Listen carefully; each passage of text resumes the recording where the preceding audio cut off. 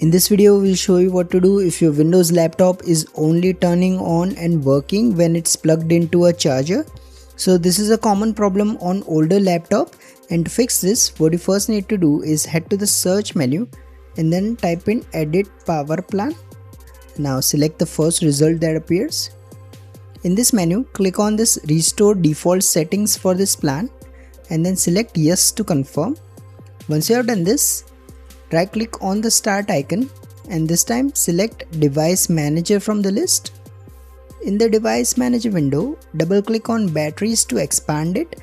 Now right click on the battery driver and then choose uninstall device.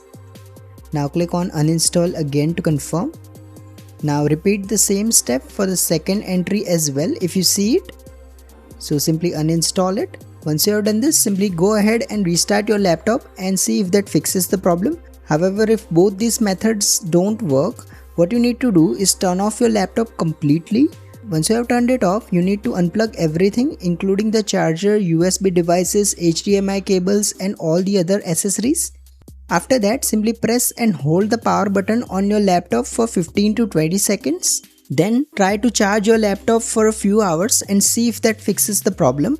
But if that doesn't work either, and if your laptop is old, it's likely that the battery needs replacement. If you find this video useful, please don't forget to like and subscribe to Glitch Guru.